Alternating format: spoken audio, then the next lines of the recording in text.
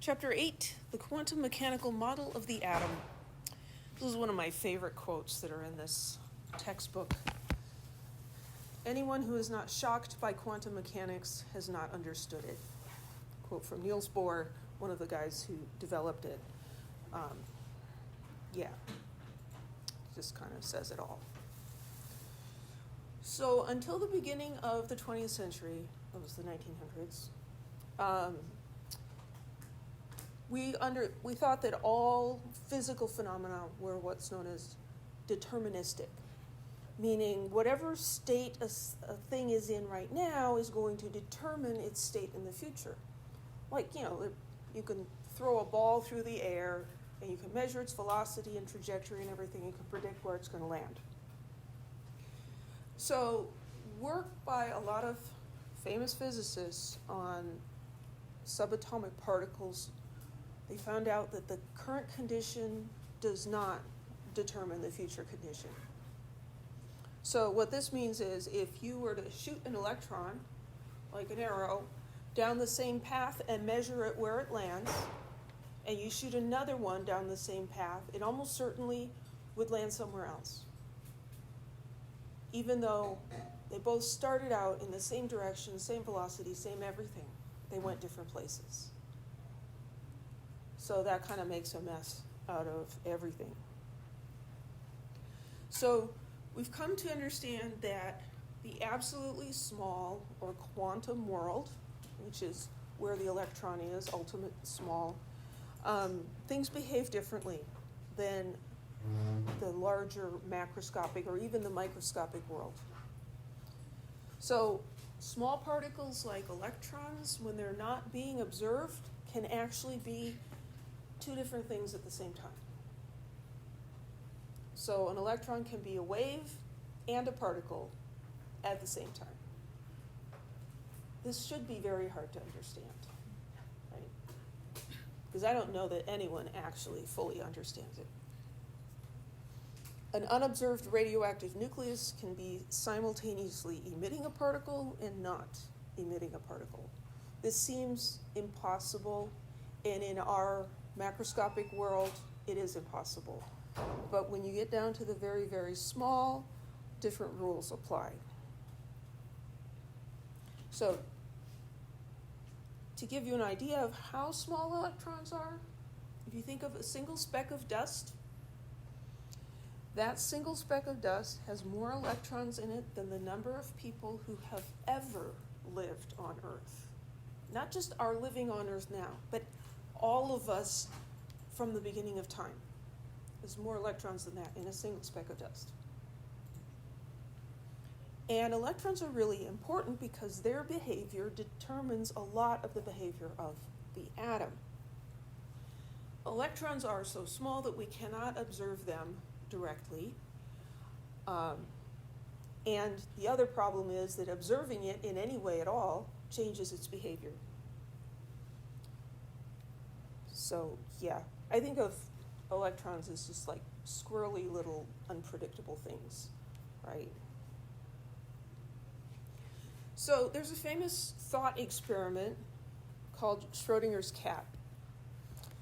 And the basic idea here is to demonstrate how the concepts that apply to the ultimately small world don't make any sense in our real world.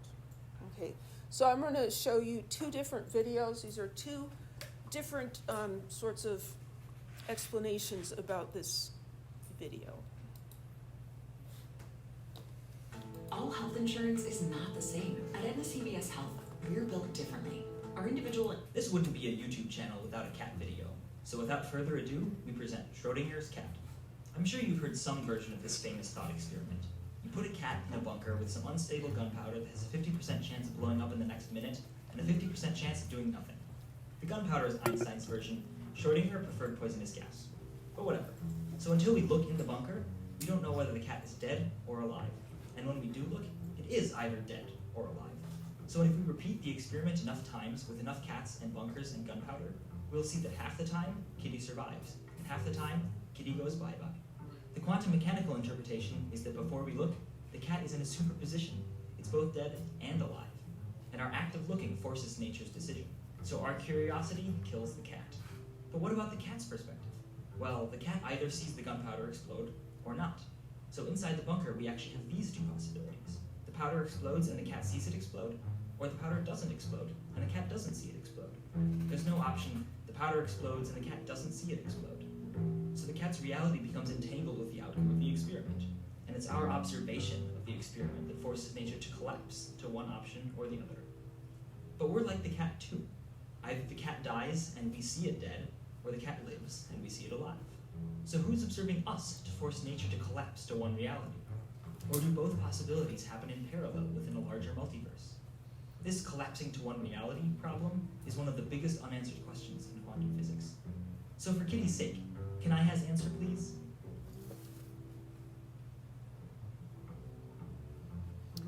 Any questions?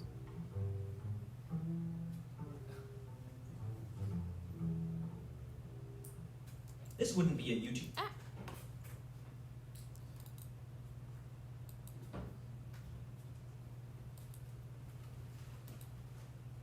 So this is a different interpretation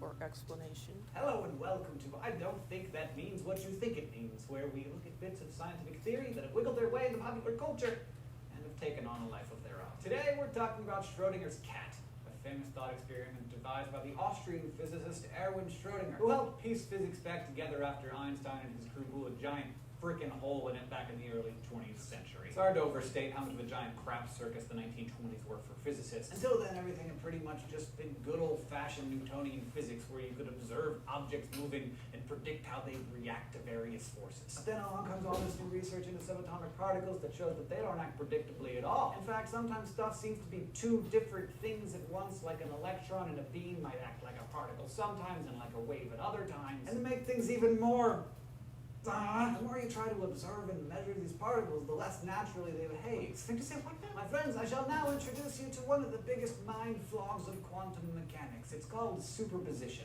The idea that a particle can exist in all of its theoretically possible states at the same time. So Schrödinger came up with this thought experiment to help everybody understand it. Say you have a cat, and you put the cat into a steel chamber for an hour with a vial of deadly gas, a Geiger counter, a hammer, and a tiny bit of something radioactive. Bear with me here. I'll say that there's a 50-50 chance that one of the radioatoms is going to decay and release some radiation within that hour. If one of the atoms decays, the Geiger counter is going to trigger the hammer, shattering the vial of poisonous gas. Really, Schrödinger?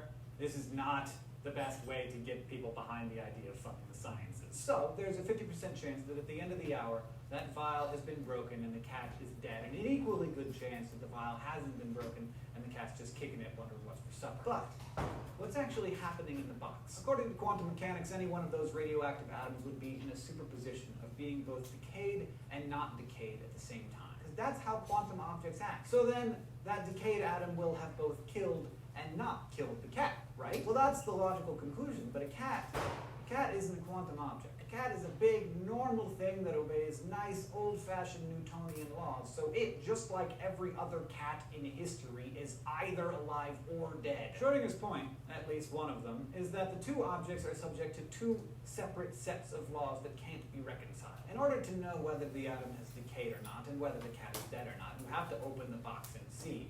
But in quantum mechanics, the state of superposition can't be observed. So when the evil mad scientist finally opens the chamber to observe, the superposition collapses and the outcome is ensured. Today, Schrödinger's cat is often talked about as some kind of undead zombie cat, or discussed as if the cat is actually both alive and dead in the box. But Schrödinger's point wasn't to prove that you can make a cat be both alive and dead, but instead to prove that the quantum world doesn't mesh together well with the, like normal world. And alternatively, the point is that the universe is pretty frickin' weird. There are other interpretations of quantum mechanics that might resolve the paradox, but none of them are particularly easy to test. My favorite, of course, is the many worlds interpretation that states that at the end of the experiment, and at the end of every superposition, new alternate universes are created. In this case, one in which the cat is alive, and one in which the cat's dead. And to be clear, I don't like this interpretation because I think it's the most likely one. I like it because I think it's such an excellent plot device for science fiction novels. If you have any questions, and I'm sure you do, ask them in the comments below, and I'll, do my best. Also, if you have an idea for I Don't Think That Means What You Think It Means, please let us know about that too.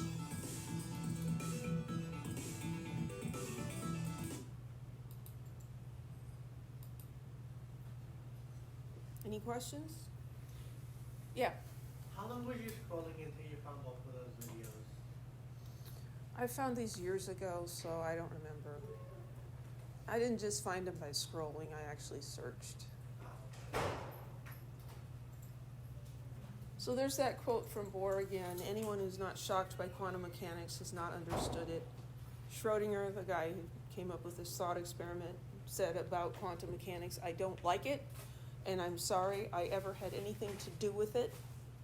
Albert Einstein attempted unsuccessfully to disprove quantum mechanics until he died. So physicists discovered these weird things about these subatomic particles and how they just do not behave like normal things do. And none of them liked it. They were just like, wait a minute, this is completely different. And, they wanted it to go away, but they couldn't disprove it, so just have to live with it. I do not expect you to understand quantum mechanics. I do not understand quantum mechanics. I don't know if anyone really understands quantum mechanics. We're just going to try to understand enough that we can get our chemistry problems done. Is that fair? So this theory is a model that explains how electrons exist and how they behave in atoms. And it helps us to understand and predict a lot of the properties of atoms that are related to the behavior of electrons. So why are some elements metals and others are nonmetals? Quantum mechanics can help us understand that. Why do some elements gain one electron when they make an anion and others gain two? Quantum mechanics can explain this. Why are some elements very reactive, react with almost anything, and others are practically inert, won't react with anything? And then there's a whole bunch of periodic patterns in the periodic table, and quantum mechanics explains that as well. So it does a lot of good, even though it's just really, really hard to get your mind around.